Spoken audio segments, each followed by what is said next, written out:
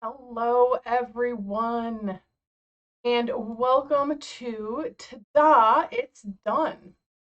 I'm Evie Burke. I am the founder and productivity strategist at One Insight Closer, where I help women business owners put the plans and priorities behind their ideas and goals so they make a profit. And today we're talking about my number one tip for keeping track of it all, of everything. And it feels like it's going to be really complicated, and it doesn't have to be. And that's write it down and write it down in the same place. Keep everything in, limited places. That's it. Write it down. Super simple. And you might be thinking, yeah, that doesn't really work for me. I write things down all of the time, but it doesn't really help. Half the time, I can't even find where I put it. It's kind of like that document that you put in a really safe place. And it's so safe that even, excuse me, it's so safe that even you can't find it. So there are some caveats or some tips that I have for you when you're writing things down.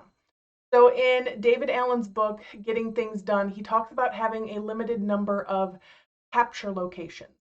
And capture locations are the places you capture information. So they might be, and they can be like the way it's not just information, it could be ideas, tasks, project goals, like any of those things, right? And when they're in that place where you captured them, at certain times of the day or whenever works for you, you need to move them to a place where the next step that needs to happen with them will happen. So sometimes we have an idea or we remember that there's an email or a phone call we need to make and we write it down. That's great. That's what you should do.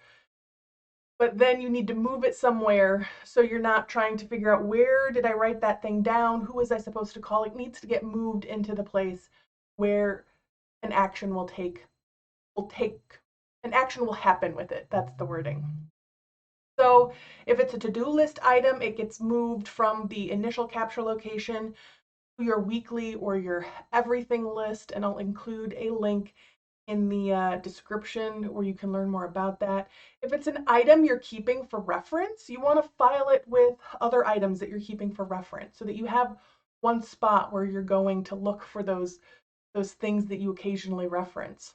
And there's a lot of habits hiding in this workflow that kind of need to work together. So I'm going to go into this more next week when I talk about making writing it down work for you. So I know everyone's situation is different. If you want some help on this, reach out, let me know. I'm happy to help. And until next week, much love.